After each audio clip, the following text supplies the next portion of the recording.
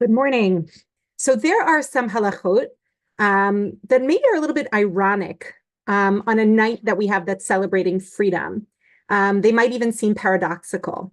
So I want to read through some of these makorot, and maybe you'll start to understand what I mean by that. So let's take a look at this Gemara in Masechet Rosh Hashanah. Shalchule le'avuha de Shmuel. They asked Shmuel's father, kifa'o, if someone was forced, ve'achal matzah, to eat matzah, yatsa, he has fulfilled his obligation.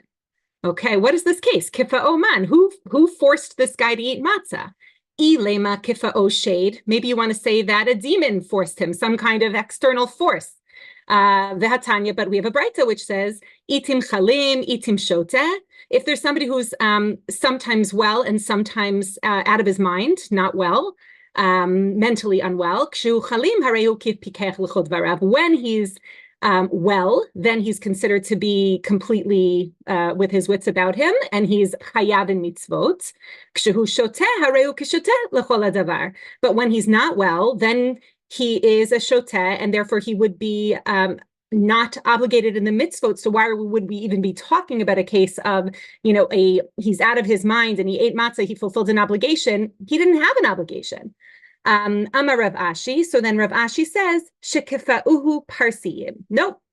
And this is almost, in this whole war, we know that Iran is behind. We know this is proxy going on, a proxy war. And yet last night felt a little bit, it didn't feel, it was a more direct threat. So when I was like, oh my goodness, I'm actually talking about a case where some Persians are forcing someone to eat matzah. Wow, I chose a weird topic for today, or maybe I chose a very appropriate topic for today.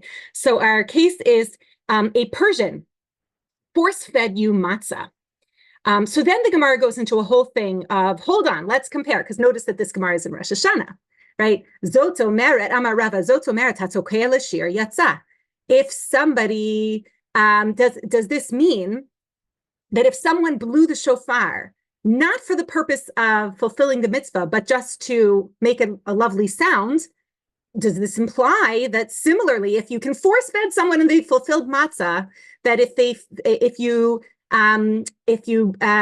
blow the shofar without the intention to fulfill the mitzvah, you should also be yotzei. Then the Gemara says, I don't know, maybe that's not the same. Pshita, hainu hacha, they're really the same cases. Ma'u detema hatam achol matzah amar achmad v'ha'achal. Aval hacha zichron trua ktiv. V'hai mitasik ba'almahu. Right, in our case of matzah, what's the fulfillment of the mitzvah? You just have to eat the matzah. And he ate it. So who cares that it was force-fed to him? He was yotzei. But here, there's some kind of listening, some kind of remembrance of the trua that we're supposed to be fulfilling. That's what the verse says. And he's unaware. He's not aware what he's doing. Kamash malan, nope. We're learning here that that's enough. That's enough of a level of kavana. And then the Gemara says, Alma savarava kasavarava mitzvot ein strichot kavana. Well, it must be. So now we get into a very interesting debate that goes across different sugyot in Shas of, it must be that we hold that mitzvot don't require intention. That must be what these people are holding.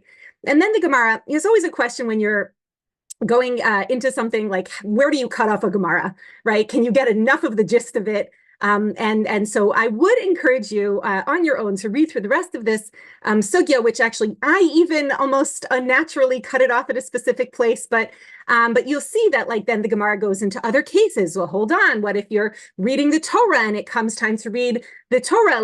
It seems to there's a braita which says you do need kavana in order to be yotze. You're just reading the Torah to read the Torah, but suddenly an obligation to read the Torah comes about.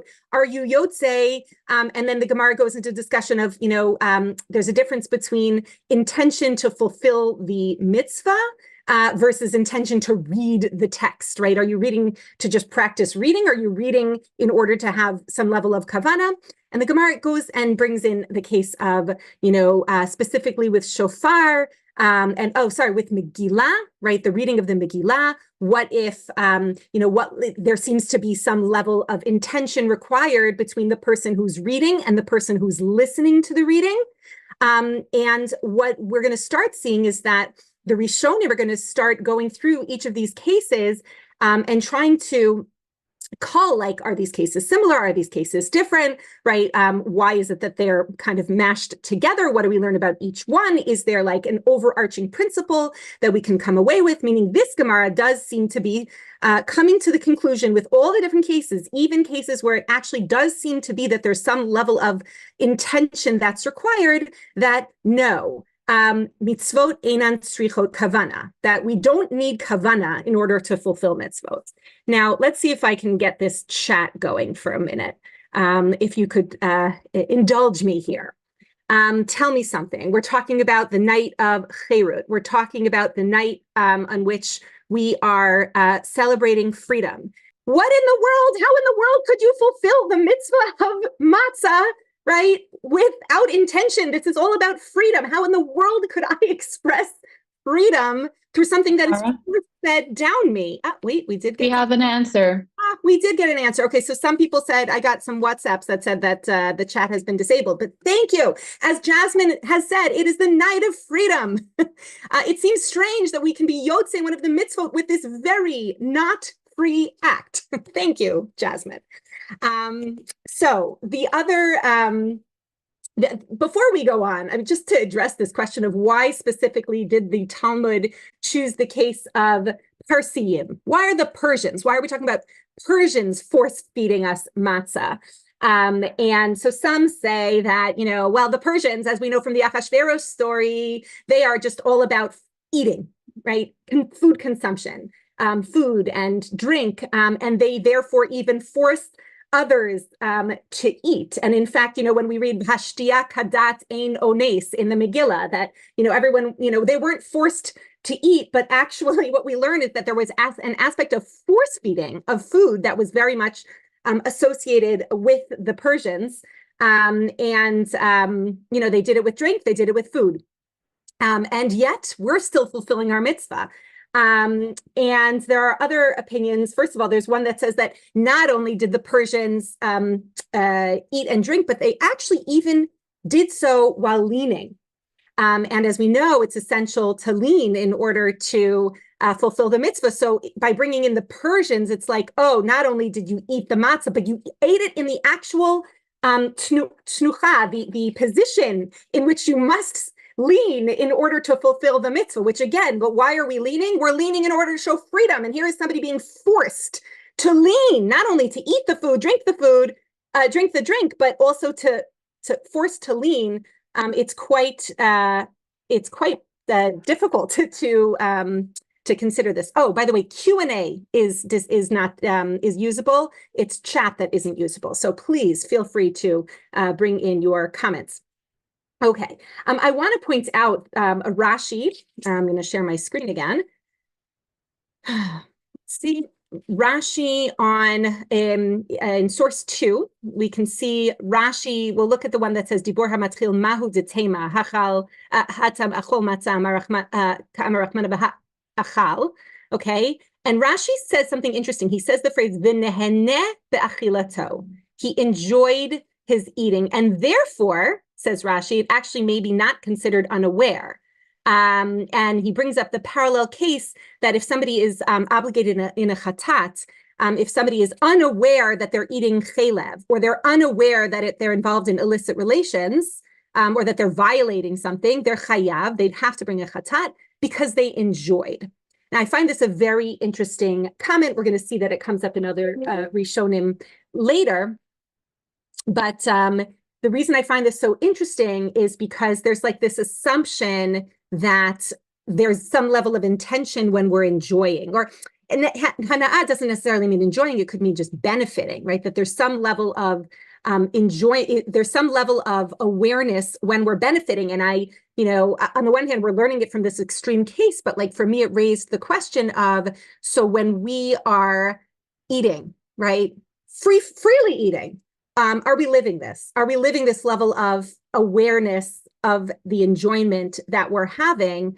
If in a case of complete lack of freedom, we're seeing that some level of benefit and enjoyment indicates a level of freedom, how are we eating, right? What does it mean to eat as a Jew? It means to eat with a level of intention, in an actual in an ideal way, in an ideal sense. Okay. Next, so just to make our questions more before we get to some solutions, I want to look at source number 4 here, where in Arvei Psachim, just to point out that again, like the whole point of the Arba Kosod is, right? Ravina tells us Arba Kase Takin Rabbanan Derech Cherut, right? That's what they're all about. The Arba Kosod are all about expressing this sense of Cherut. And even if we're not discussing somebody being force-fed, we could also raise the possibility that, like, to begin with, the level of detail to which, the script which we are provided that brings us to Cherut from our very Western minds might be just not make any sense, right? Like our Western mind says, oh, how are you free? You do you. Like, I don't know, I remember around the Christian holidays, I saw some video, some advertisement, which was advertising some alcoholic beverage, and it was saying, like, make your own traditions. And I was like, oy vavoy, you couldn't, like, in this world, you can't even, discuss some level of, sharing traditions from the past. You have to be framing it as you're making your own new traditions. Like, how sad that, like, there's no value to your traditions, and to not, obviously we have to make it our own. And that's part of our night, laharot, like making it our own. But, to have no sense that, like, that there would be some level of continuing traditions as opposed to making your own new traditions, it made me very sad. And at the same time, I can't lie. I read this Kfa'o Parsiim, and I'm like, what in the world is going on? How in the world can you be Yotzei? Now, then I was feeling like maybe I've been too absorbed into the Western mind, but actually I was, thank God, not alone in this question, because Rav Soloveitchik, as written down in Hararei Kedem, he asks this very question, right? He says, how in the world is this Derech Cherut? So it wasn't just me with my too much exposure to Western thought. Rav Soloveitchik was willing to ask the question as well. And now, to bring in another kind of paradigm that keeps coming up throughout the different sugyot that relate to Derech Cherut. So the Gemara, a page before, in Masechet Psachim Kufchet Amud Aleph, so we see that the Gemara says, and even a poor person, if somebody's poor, they also are obligated in leaning. And then it specifies, okay, what parts of the Seder do we need to lean for? Well, obviously for matzah, but not for maror. And then there's a discussion of, there's a machloket when it comes to wine, whether you need to lean or whether you don't need to lean. And does it refer to which kosot do you have to lean for and which kosot do you not have to lean for? Again, I encourage you to read these texts inside on your own. I did bring the English for your convenience. Just want to discuss, right, and so there's a discussion of, like, oh, maybe some of them, the first two don't need, the second two do, because maybe there's a process of geula that we're getting to, but in the end, we know that that we paskin that you need to do haseba for both. Now, I'm 1, 2, 3, 4, 5, 6 lines down. You can see there's a discussion now of, okay, so what's considered leaning? Pirkadan. Pirkadan is like completely leaning back on my back. That's not considered haseba. And then we know that you're not allowed to go to the right. Haseba yamin is not considered haseba. And then we have also the health concern about that might be less about whether it's free, but rather whether it's healthy, or will the esophagus get twisted? Shema yakdim kana leveshet, if you lean in the wrong direction. And then we get into the discussion of women, whether they need to lean, and we say that if a woman is near her husband, she doesn't. And here again, from our 2024 perspective, we start getting a little clenched up, like, what do you mean that only an isha chashuva would need to lean, and not a woman who's near her husband, who has some level of authority over her. And then there's the discussions, meaning we're discussing all of these hierarchies, right? And again, if I'm coming and saying, what am I going to do to really express freedom in the biggest way? We're going to just bash all the hierarchies. We're going to say, like, these hierarchies are gone, right? Ben Eitz El Aviv does have to lean, okay, but what about a Talmid near his Rav? Nope, maybe he does not. Then there's a discussion of, unless he gives him permission, right? Then there's a discussion of, we see a story that Abaye tells us that when he was in Mar's house, Ki havinan bei Mar zaginan abirkei hadadeh. They leaned on each other's thighs, and in Rav Yosef's house, they said, don't do that, but this idea that of leaning on someone else, again, like in our modern autonomous perspective, we'd say absolutely not. I'm leaning on someone else. How is that freedom? I'm destroying their freedom. They're having to support me. Why is that free? I should be leaning in a way that in no way impacts the person next to me. That's real freedom. And that is clearly not the message of freedom here. Then there's a discussion of servants and people who serve each other. And again, what kinds of places in the Seder we require leaning.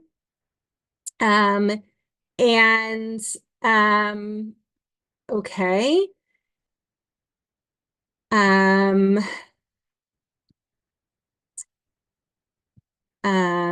Right. And a Tosfot brings up a point that I thought was very interesting in source number 7 here, that, that lechem, that matzah is considered lechem oni. So actually, you might think that that's a contradiction. Shouldn't we eat the bread of affliction in a way that indicates affliction? But rather, there's this paradox within matzah that it contains multitudes, right? It contains so many different messages. Yes, it's bread of oppression. It's also the bread of geula, like it's the bread that got us out, that we left with, and therefore it has these different dual messages in it. In which case, it is required to eat behaseba.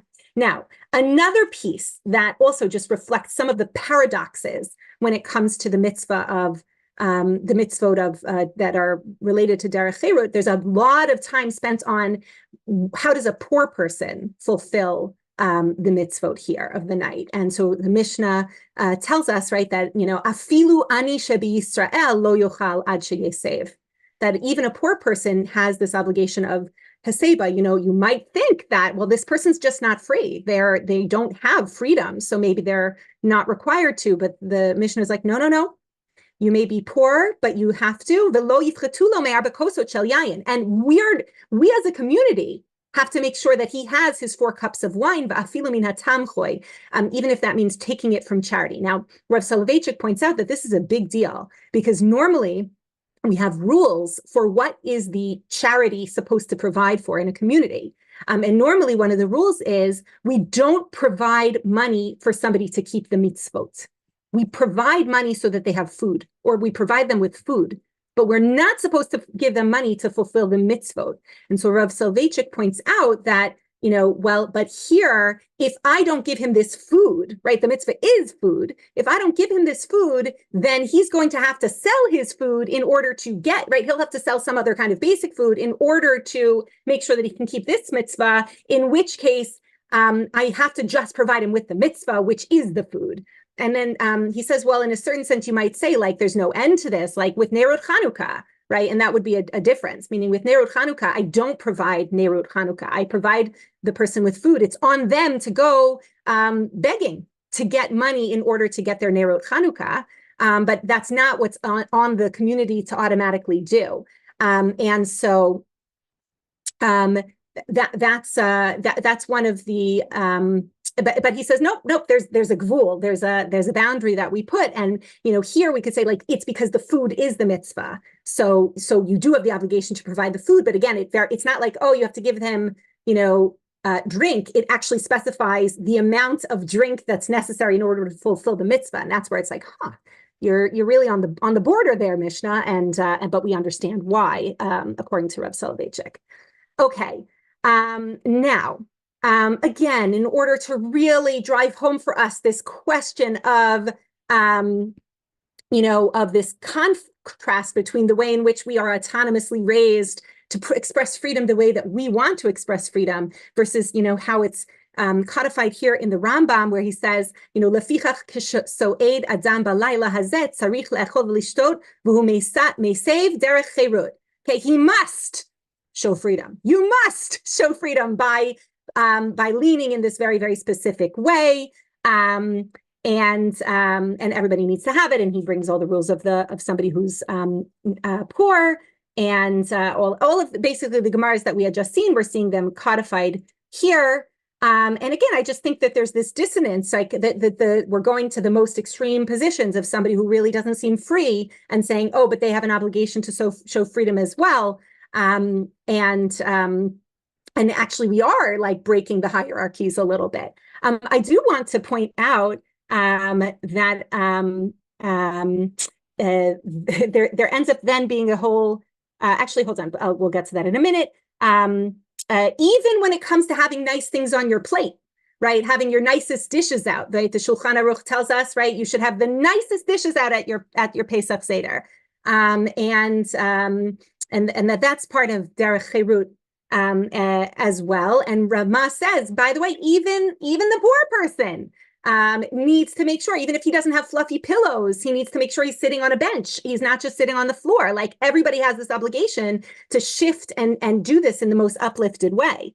And the Mishnah Berurah points out that the rest of the year we should be a little bit more tsanua. We should be more modest in the dishes that we're putting out, but out of recognition of the Chorban Habayit. But on Leil Pesach, the mitzvah is Derech Cherut. Just pull it all out, pull out all the stops, make your table as stunning as possible.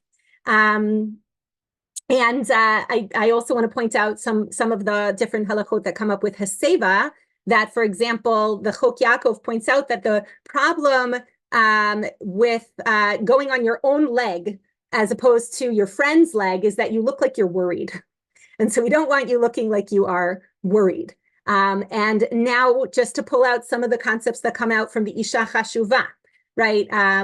Again, this is not a full discussion of women and Haseva, but it just fascinated me to see the way in which they analyze a woman's obligation to lean, right? So the Shulchan Aruch says a woman, only an important woman needs to lean, and the Rama says all our women are important. Right, which we're like, oh, thank God he says that. But then it says, "Ach lo nahagu lahasev ki samchu al divrei haravya de katav de b'zman hazeh ein lahasev." And so then it got switched on its head because it says, but nowadays we're not, it's not the custom for women to lean because we rely on the opinion of the Ravya, who says nobody's supposed to lean bazman hazeh. The Taz brings the idea of the Ravya, and he says, why is it that women are not, what is the Ravya saying? The Ravya points out what we might all point out, which is like, hold on, but if leaning no longer symbolizes freedom in our day, then maybe we shouldn't have to lean because it's not derech cherut anymore for anybody.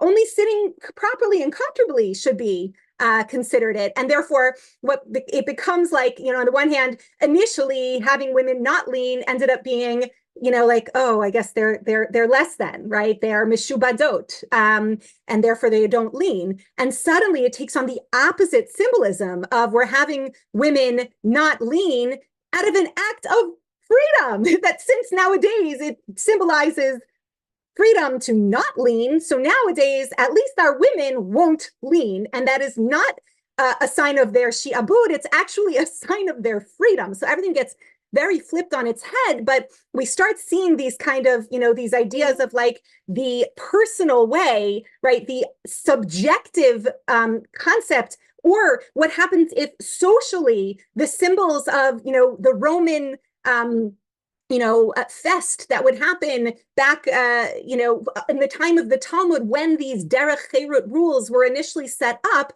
if those things change culturally over time, so then would we change the way in which we express freedom? And then we see in the Shulchan Aruch that this comes up again, meaning that the Rama quotes the Ravya not just about women, but also about everybody. That nowadays maybe we can b'di'avad, right? Once it's already done, or in extenuating circumstances, we can rely upon this Ravya to not require leaning, and then we end up making distinctions between the requirement to lean for the first 2 cups versus maybe we can be a little bit more lenient on the last 2 cups, which, by the way, is the opposite of what we said before, that maybe you should progressively show the incremental transformation that we have on the Seder night, and maybe at the beginning we're more enslaved, and then by the end we should be leaning. But this is actually saying the opposite. So I think that is all very interesting. And then ultimately, the way in which we paskin is we say lechatchila, we're going to lean the entire seuda, but we're seeing these kind of both from the generational changes, cultural changes, generation to generation, and then also this aspect of but what about the subjective? They really do creep into the halachic discourse, and so they're with us in this discussion. Then when it comes to another aspect in which we show our freedom, which is mizigat hakos, the mixing of the drink, which as a yoetzet halacha, we spend a lot of time discussing mizigat hakos when it comes to the kind of acts of service that back in the day women did for their spouses, for their husbands, and therefore those are things that are off limits when a couple is nida. But we're not talking about that right now, although I did think about giving a whole shiur on Mezigat HaKos when it comes to Harchakot and Nida and Mezigat HaKos with Pesach. But okay, we can do that next year, maybe. It's not as exciting, I should say. But anyway, when it comes to Mezigat HaKos, so another point that the Rambam, that Rav Soloveitchik points out from the Rambam, if you look in source number 17 at the Lashon of the Rambam, when he says these 4 kosot, arba'a kosot ha'elu, tzarich limzogotan kedei shetihiyeh shtiya areva, hakol lefi hayayin ulefi dat hashoteh. Okay, so points out 2 different points. One of them is he puts the act of mizigat hakos, of mixing of the drink. Let me just explain for a second. It used to be back in the day that we bought wine in a concentrated fashion. And then everybody diluted that wine according to their taste and according to what was necessary for that wine. The Rambam puts into the actual halachot, he says, you need to do mezigah. That is one of the ways in which you fulfill it. If you haven't done it, you actually haven't fulfilled the mitzvah. And then we'll point out the other piece, which is that we start seeing this on the one hand, it depends on the wine, and on the other hand, it depends on the person.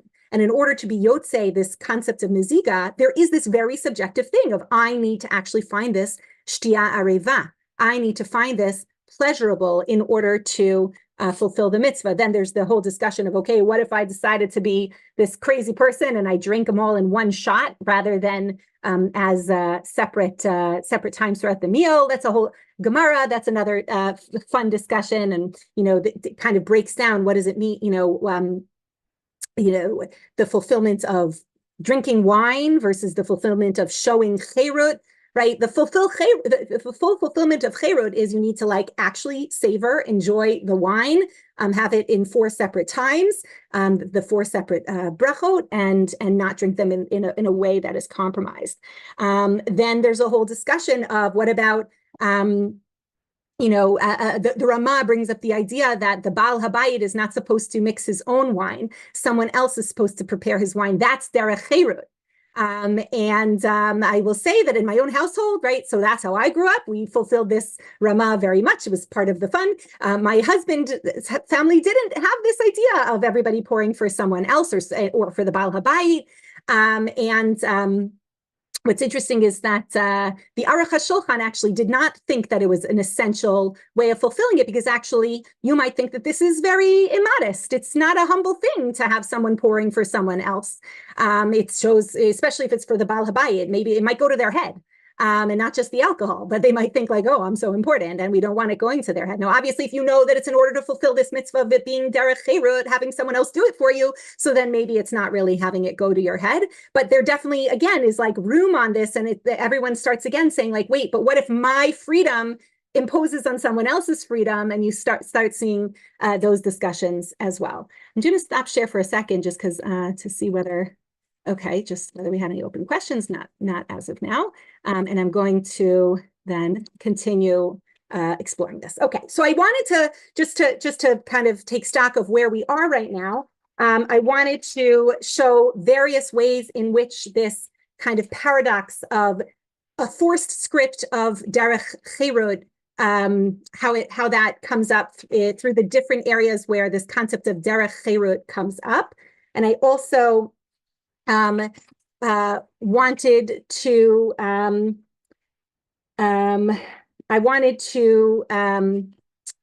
show the way in which there really are these little moments in which this personal experience of it are creeping in, even as there is a script in which we're supposed to be following. And now I want to get back to specifically our Persian force-fed Persian discussion.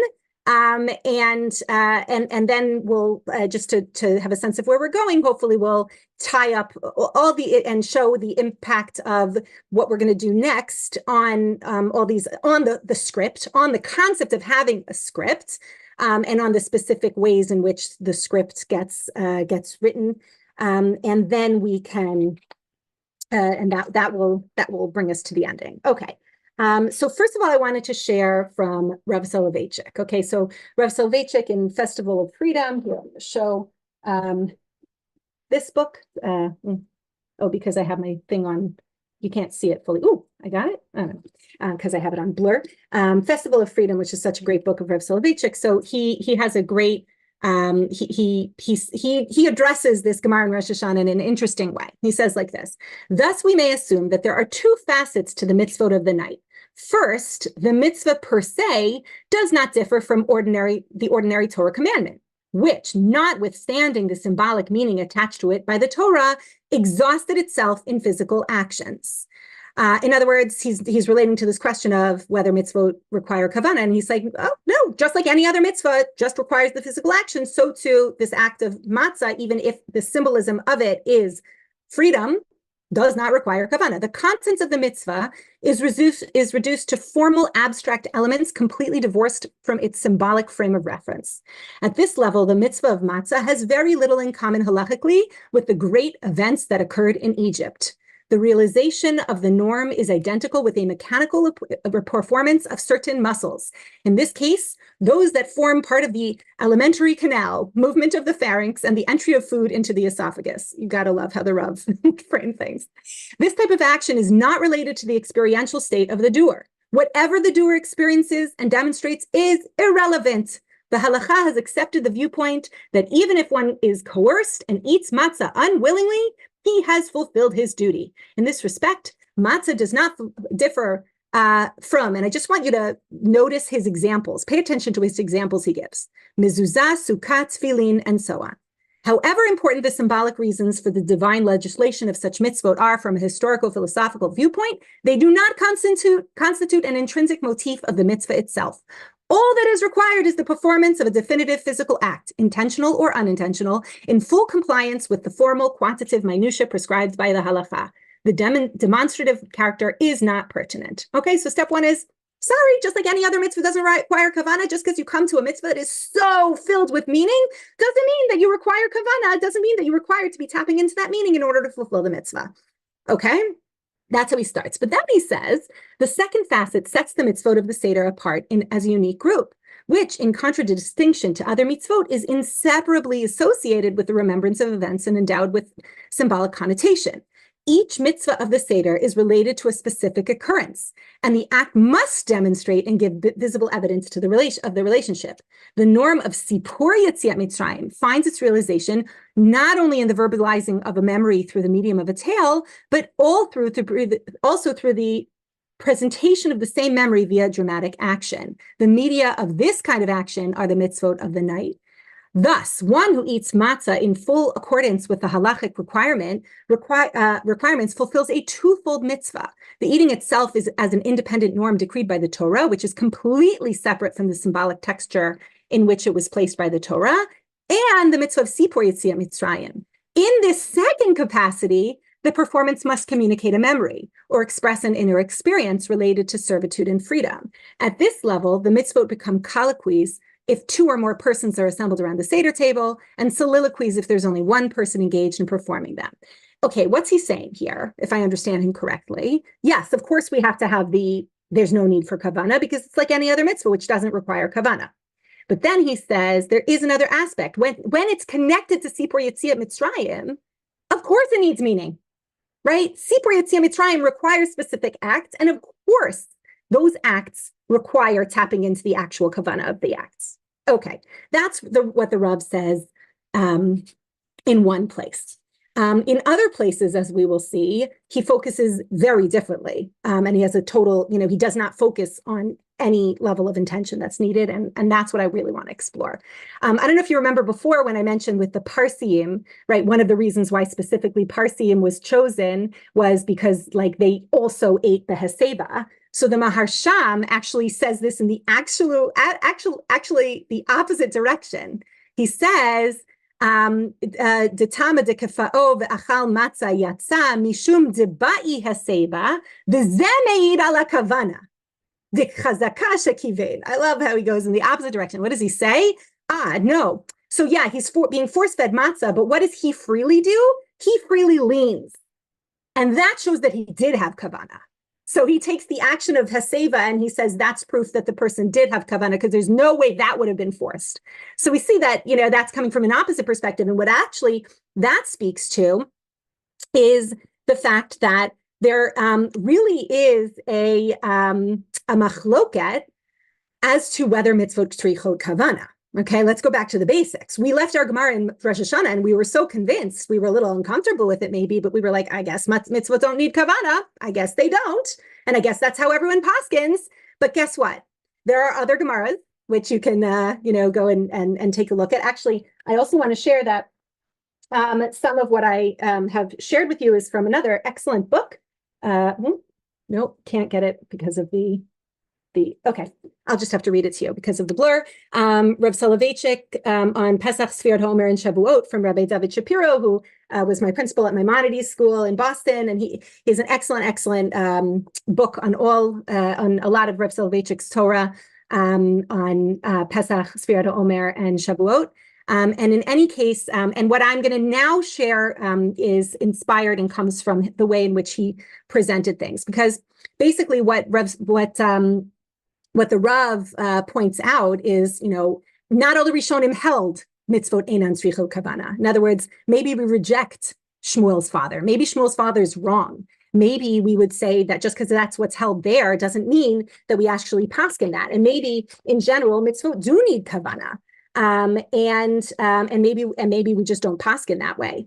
So that is one of the options. And now what we're really going to do is we're going to explore what do we think the Rambam paskin? Did the Rambam think that mitzvot needed kavana or that they didn't need kavana? And so for this, we're going to see a few examples of where the Rambam gets into the discussion of kavana. So for example, in Hilchot Kriyat Shema, he says, Hakorei et Shema, v'lo kivein libo b'pasuk rishon shehu Shema Yisrael, lo yatzat yedei chovato, v'hashar im lo kivein libo yatsa. Okay? And then he brings up the case brought in the Gemara in Rosh Hashanah. Afilu haya korei b'Torah kedarko umagia et haparshiot ha'elu be'onat kriya yatsa shehu kivein libo b'pasuk rishon. So what do we see in Kriyat Shema? We see in Kriyat Shema that you do need kavana for one pasuk, for the first pasuk, and with the other ones, if you didn't have kavana, you're yotze. But we're seeing that it couldn't be that the Rambam is just saying mitzvot einan tzrichot kavana, because here's a mitzvah where he at least requires partial kavana for part of the mitzvah. Okay, now when we go to chametzu matzah, let's see what he says here. Achal matzah below kavana. If you ate matzah without kavana, kigon she'ansuhu goyim olistim. Interesting that he takes out Parsiim.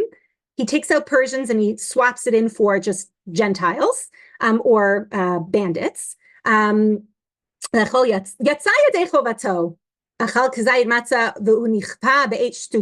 is also very interesting because remember that the Gemara had rejected, said, no, it couldn't be that we're talking about somebody who has lost their has lost their mind. It couldn't be that we're talking about that, because that person wouldn't be responsible for mitzvah, but they are when they're in a healthy state, when they're in an aware state. So even though that wasn't the interpretation of the Gemara, the Rambam does bring that into this halacha as well, which I just found fun. But what are we seeing? Hold on. By Shema, he's telling us we have some level of kavana that's required. By Matzah, he's quoting Abu de Shmuel, that you don't need kavana, right? That's if you were force-fed matzah by a Gentile, you would fulfill the mitzvah. Then we go to shofar and sukkah, right? What if you are unaware that you are listening to shofar? You're doing it in order to practice. You're not yotzei. And if someone hears the shofar from somebody who is unaware that they are fulfilling mitzvah or helping someone else fulfill the mitzvah, nope, not yotzei. If the one who's listening had kavana, but the one who's blowing it did not have kavana, or the person who's blowing it has kavana, but the person who's hearing it doesn't have kavana. If anything's off in this shomea umashmiya case, no, you didn't fulfill your mitzvah. You need kavana of shomea umashmiya. So, wow, why is it that in matzah he's paskening you don't need kavana? In shema he's paskening you do need kavana. In shofar he's paskening you do need kavana. What is going on here? Okay, and now just to make things worse, before we get to some solutions, in Megillah, the same thing. You need kavana. Hakori yatsa Megillah, source 24. Below kavana lo yatsa. Okay, so how is the Rambam paskening? So again, I think I mentioned there was Rishonim who said, no, he paskened tzrichot. We're going to pasken that we really think tzrichot kavana, like the Rif. The Rif, just all the cases where it seems we pasken einan tzrichot kavana, he just deletes it. He doesn't bring that opinion because the Rif really paskens tzrichot kavana. I think the Meiri also says we need kavana. There are a lot of different Rishonim who say we need kavana. But how do we deal with this stira in the Rambam? You would think that if he's going to paskin, you need kavana in all the other cases, then he would also think that you need kavana when it comes to matzah. How is the Rambam lichora at first glance inconsistent? So first of all, I want to share the opinion of Rabbeinu Manoach. The way that Rabbeinu Manoach breaks this down is he says that really the Rambam holds that tzrichot kavana. And that's why in all the other cases, we see him requiring kavana. How is eating different? Eating is different because even if you're not having kavana, you are. Remember, we saw that Rashi? We saw the Rashi that says he had hana'ah. So what it does is it takes a Gemara, which really seems to tell us that you don't need kavana, and it flips it on its head and says, no, the hana'ah that someone has, the benefit or enjoyment, which someone has is automatic kavana. So something about the doing of the action that gives you automatic kavana. And so again, we cue in what we mentioned before in terms of physical pleasure that creates awareness, and whether we really think that is whether we think that is the case, whether we really think we eat with automatic kavana, or do we sometimes eat mindlessly, and what does that mean? Now I want to share, and you can take a look at this Rabbeinu Manoach inside. Okay. Then I want to share from the Magid Mishnah. Okay, so the Magid Mishnah says like this. Upasak Rabbeinu Kain, v'ra'iti mi shekatav ha'ta'am shekevan shehu yodea shahalayla hu Pesach v'hu chayav ba'achilat matzah yatsa afal pi shelo nitkaven latzeit. In other words, he has enough awareness of what night it is. He has enough awareness that he has an obligation to eat matzah, in which case, even if he in this moment is being force-fed, that is enough kavana. You see how the Magid Mishnah is like struggling to create kavana, right? And he says, but if he thought it was a weekday, if he didn't know that he was eating matzah and he ate it, lo yatsa. Okay, and so that is, again, but he's creating kavana where we thought there wasn't kavana. And then he also says like this. He says, "Ve'amru alma kasava Rabba mitzvot and tzrichot kavana." We saw that in the Gemara. Ve'im kein hayach pasak kan Rabbeinu shemitzvot tzrichot kavana. This is in the shofar discussions. He's like, I don't understand. We know that elsewhere, though, we know Rava specifically says, he's here raising. He's like, I don't understand the Rambam. I think he's being inconsistent, right? The hitzrikan kavanat shomei say the kavanat mashmiya lahotzi, like that, everybody needs to have kavana. And the Maggid Mishnah says, "V'lo matzati bazeh teirutz naot ledati." I don't have a good answer for the Rambam. And he says, Im nusach tzvarav emet.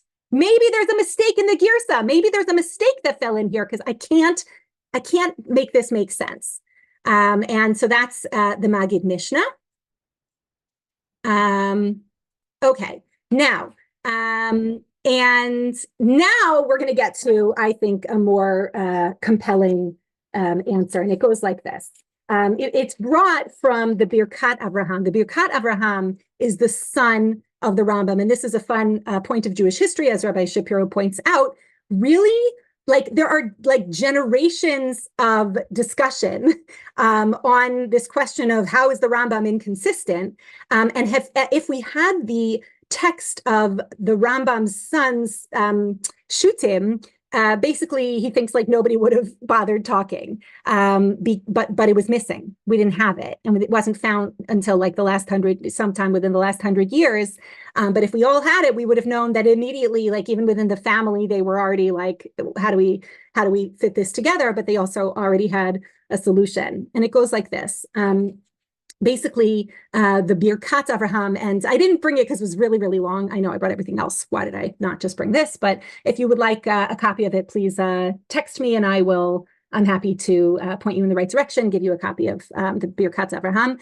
But basically, he says that, and that's why I asked you to I asked you to pay attention before to what Rav Soloveitchik said in his discussion of just like any other mitzvah doesn't require kavana.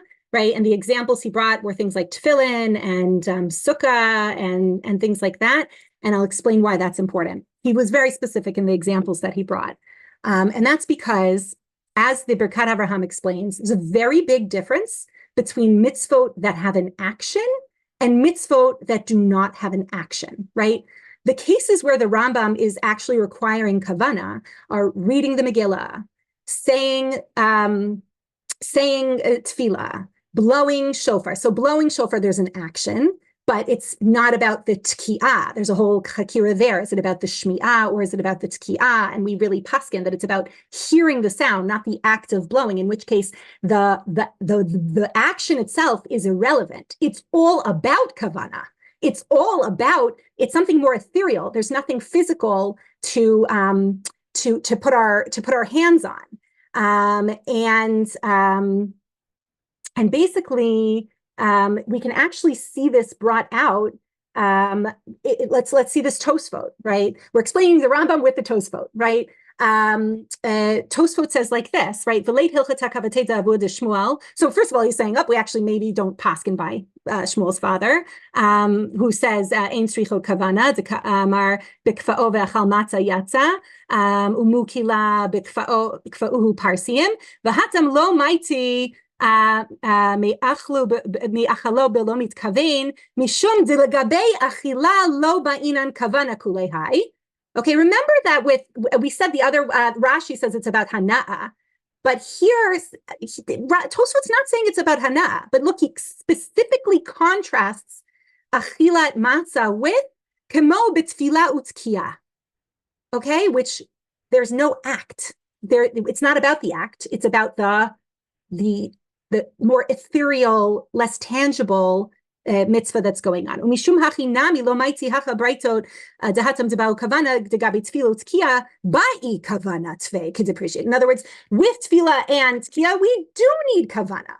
And here we're saying that in these ones, that with eating matzah, first of all, Tosfot does two things. First of all, he's like, maybe we don't paskin by Avuad Shmuel. Now, what the Birkat Avraham does is he says, we can paskin by Avuad Shmuel. We can say that with matzah, as crazy as it is, a Persian can force matzah down my throat and I'm still yotzei.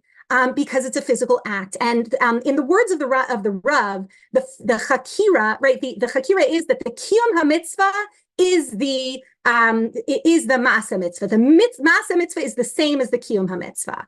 And this is why I didn't want to do this virtually. I'm going to explain why I didn't want to have this event virtually, but I think we made the right call.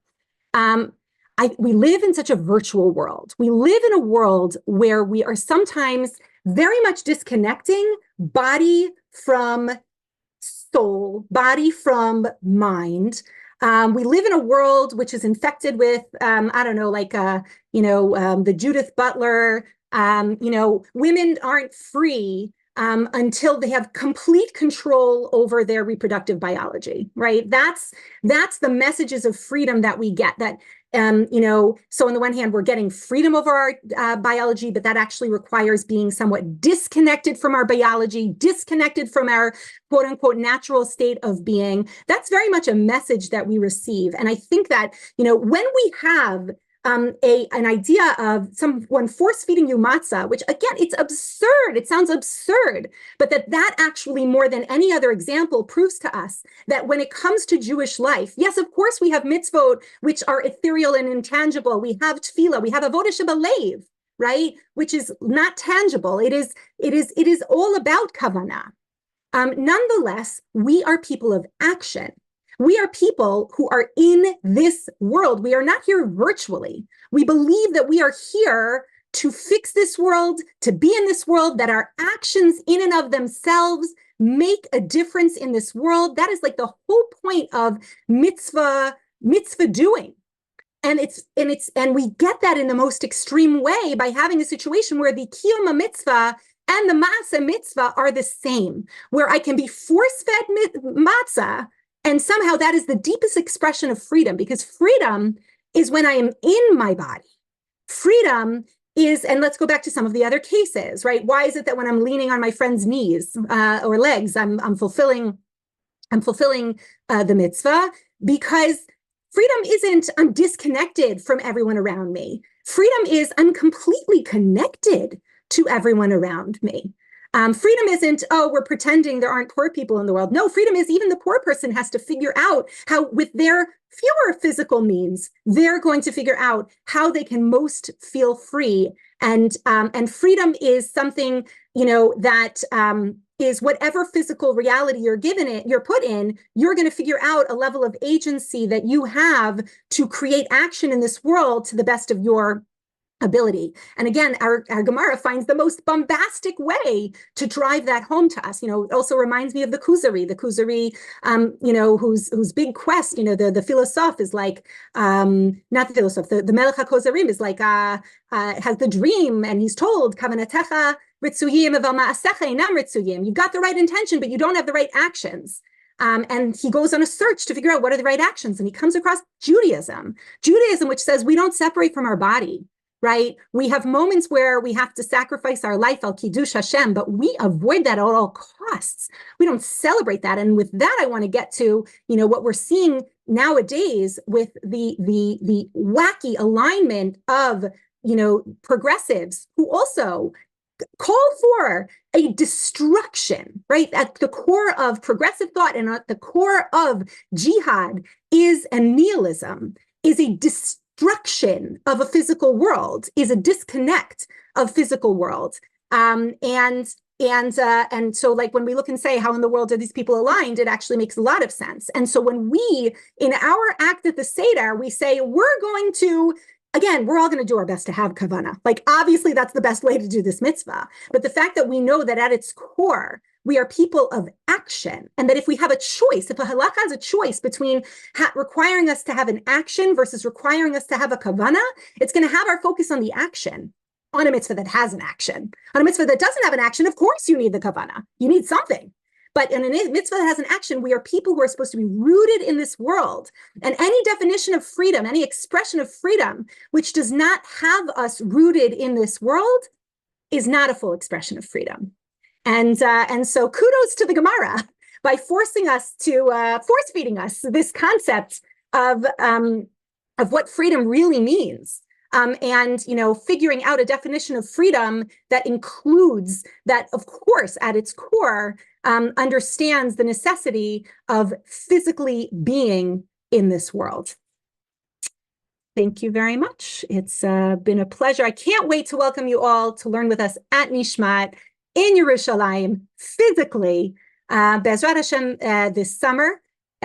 We really encourage each of you to spread the word about our 3 weeks of our summer program, which has a slightly different format this year, but is full time, learning, tremendous amount of physical time in our Beit Midrash, and we can't wait to see you there.